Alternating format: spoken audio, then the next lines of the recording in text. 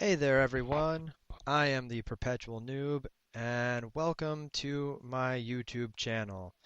Today, we're going to be playing a little bit of Dragon's Dogma and kind of talking about my channel and what I plan to do with it and what you can expect to see on this channel.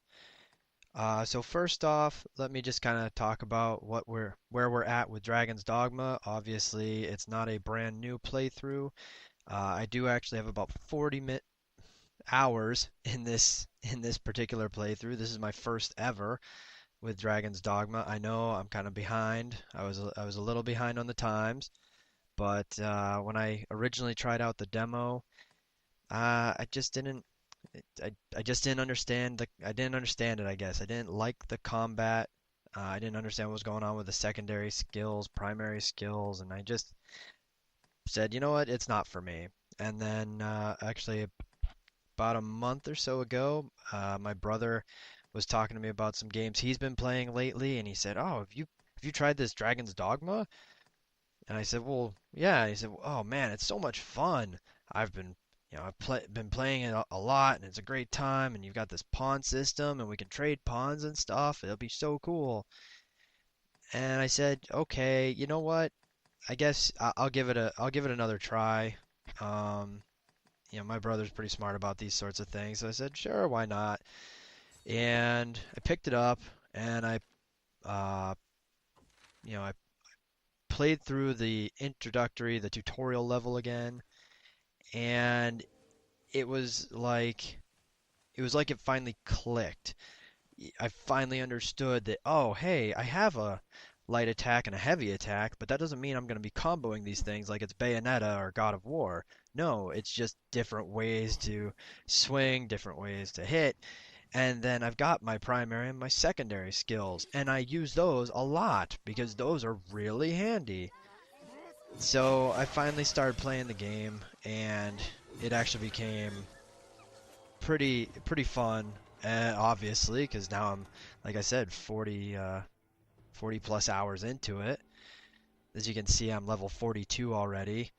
Um, so I've been having a pretty good time with it. So I guess that's actually a pretty good lead-in. This is kind of what you can expect of my channel. It's going to be a lot of video games because that's what I love. I love video games. I love playing video games.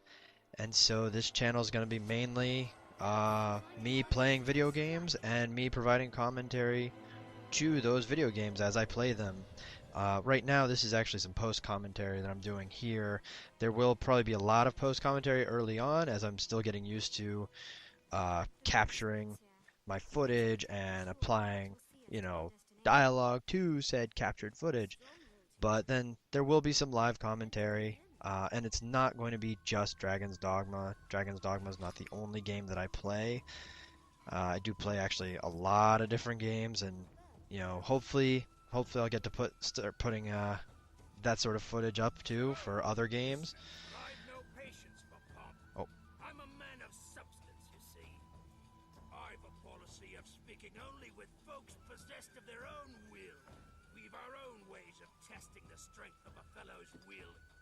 There's naught can prove a man's his actions brings a band like mine together. Result. Which is to say, you've two paths before you. yeah. So I just enjoyed his this guy's dialogue at the very beginning when he says, "I'm a man of substance, you see." He says wearing this skull cap and giant arrows, giant bow and arrow on his back, and his name is Maul.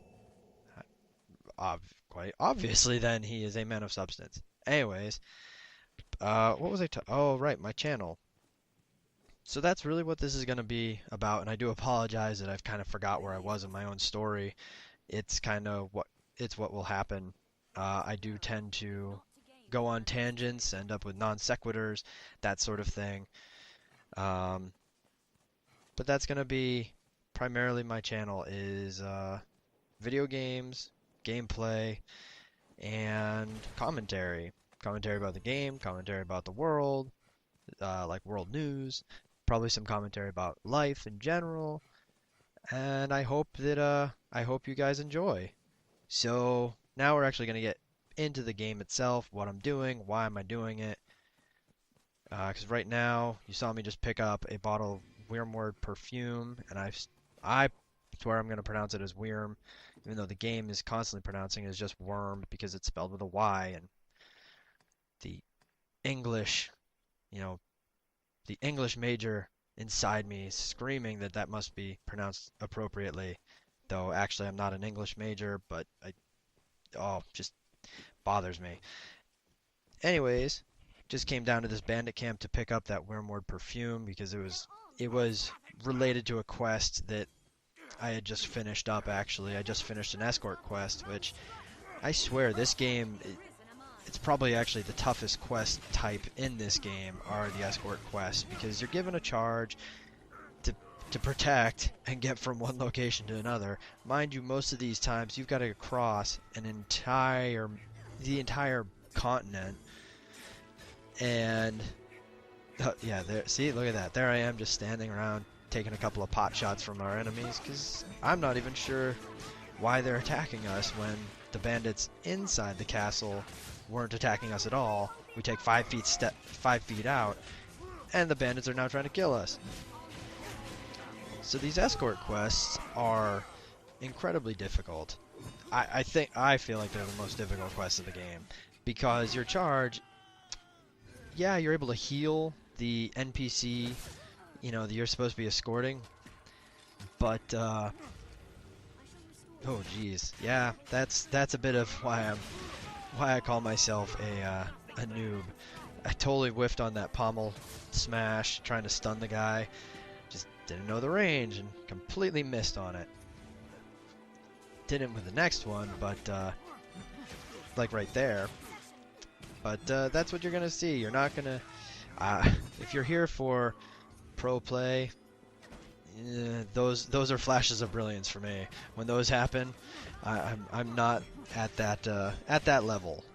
So no, I play these games just for the fun and just for the enjoyment.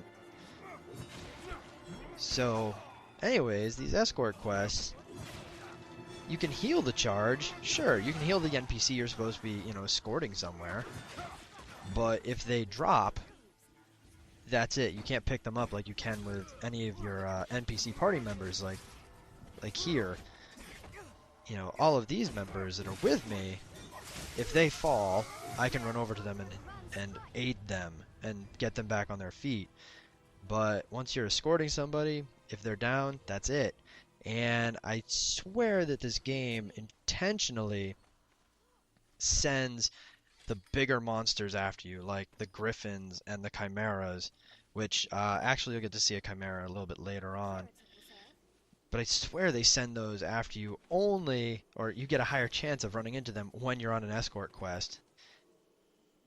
Because they seem to have a higher frequency of showing up whenever I'm doing an escort quest.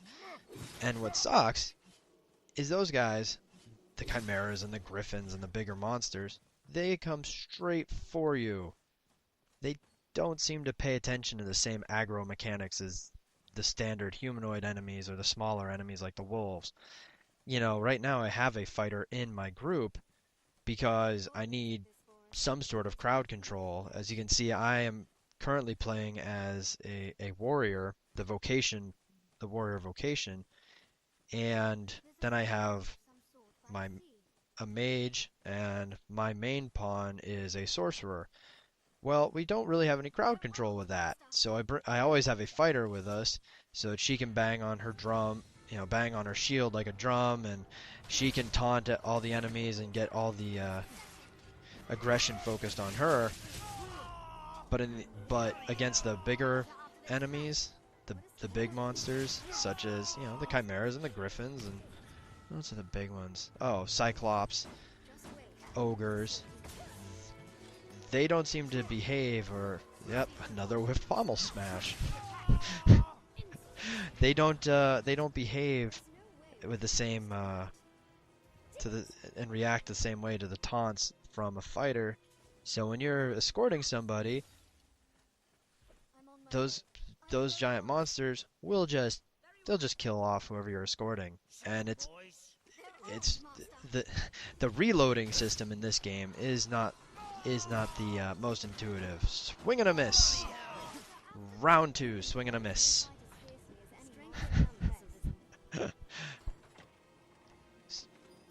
So, anyways, I was just finishing up an escort quest actually right before I kind of started taking this footage, and the other quest, requiring the wormwood perfume, was right nearby, so I decided to swing into the bandit camp and pick that up. Which is interesting that those bandits, they don't attack me. There's actually another group of bandits in the northwest side of the map. They don't attack me outright. It's kind of strange, but they give you quests, so it's a good idea it's a good idea with this game. I've noticed to do as many quests as you can. Right now I'm level 42, and I've played this game for about 40 plus hours, and really I've noticed then that's pretty good, making a level per hour. Not too many games, can claim that. I'm sure that as I get further on and into higher levels, that's going to taper off and it won't be at the same rate. But at this point, that's kind of the rate it's been going, and kind of impressive that even at 40 hours out, that's still the rate. Especially now that I'm at level 42, and I'm on my 3rd vocation. I actually started as a strider, and then I maxed the vocation. I didn't max out. I didn't get every single skill from there, but then I moved on to assassin, maxed out that vocation, swing and a miss, and again didn't max out, didn't get every skill for that vocation yet. But then I moved on to the warrior because I said, you know what?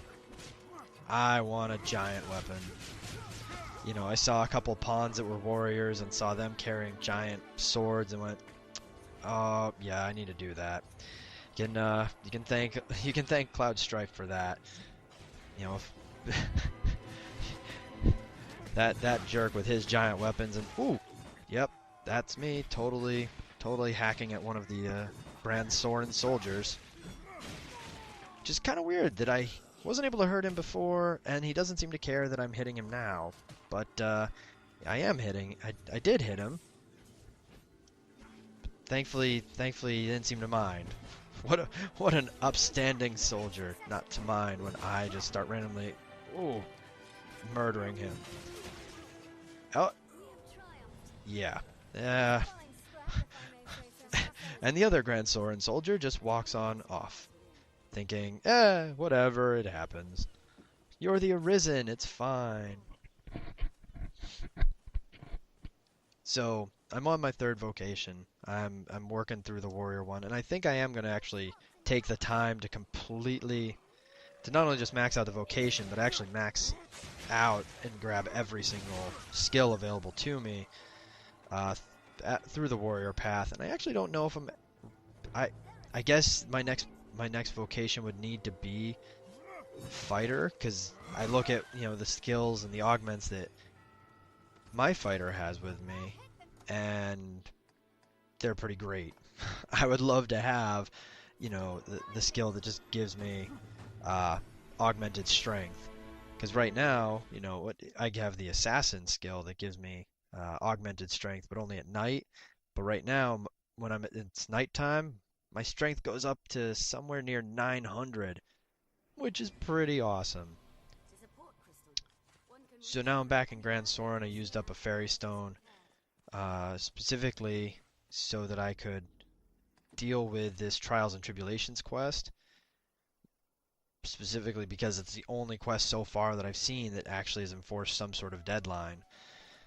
So I ran all across the land and collected all the evidence I could find for this quest. This whole quest is about a merchant essentially being brought up on charges of being essentially fraud, conspiracy, all those sorts of things. So you got to talk to people and tell them that he's being brought up on charges, and you collect these petitions and then these letters of condemnation. So you got the petitions for acquittal and then the letters of condemnation, and then the purpose of the quest is to turn over all of these letters and petitions to the to essentially the advisor to the Duke. Um,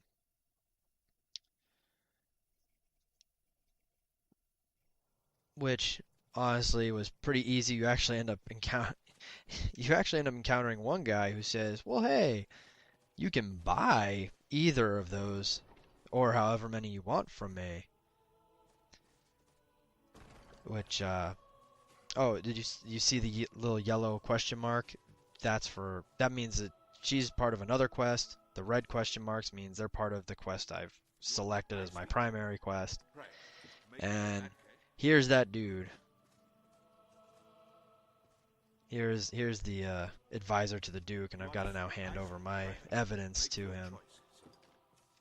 But there was one merchant who was just telling me, "Hey, you can buy petitions for acquittal, and you can buy letters of condemnation, whichever you'd like." Which I I didn't do because it just I didn't want to mess with a quest like that. But now I'm looking at it here, and the game's saying, "Well, what do you want to hand over?" And initially I was kind of like, "Well, I only get to hand over one," but then quickly realized, "Oh, I get to hand over whatever I want." Okay, but quite a cumbersome way to deliver all this evidence, especially if you're just going to collect it all in one shot and come back in one shot, which is what I ended up doing, and that's usually how I'll play. That's usually how I'll play any quest like this. Um, yeah, eventually I just stopped caring about what this guy's saying because I now have to hear it 5 times in a row.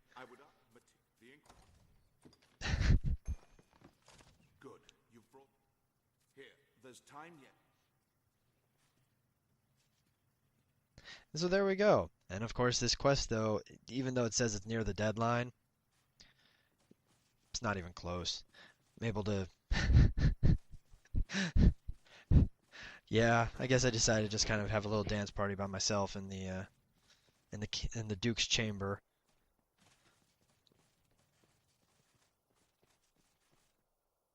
So at this point, now I'm just kind of looking at what other quests I've got.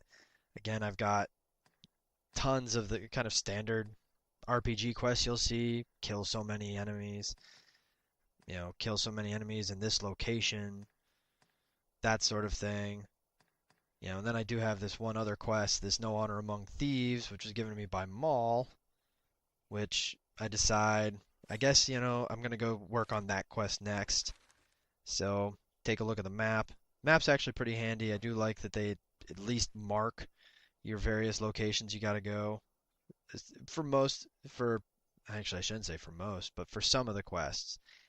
Obviously, any of the extermination quests, which is, kill so many of a particular enemy, they don't give you anything like that. Then there's also the collection quests. I have one right now that's still in my quest log. It's to find a snakeskin purse, and I still haven't completed that one, and there's no indication of where you go for it.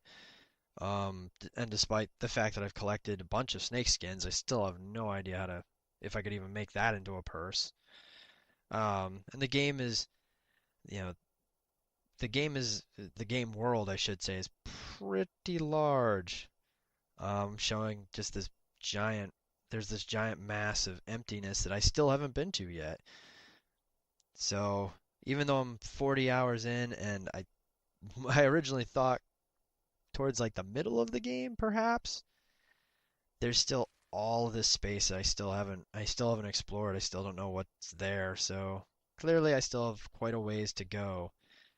Um, but I've been enjoying the game, so I'm pretty excited to continue doing it, and I hope you all are excited to join me for my playthrough for this slightly noobish playthrough of Dragon's Dogma.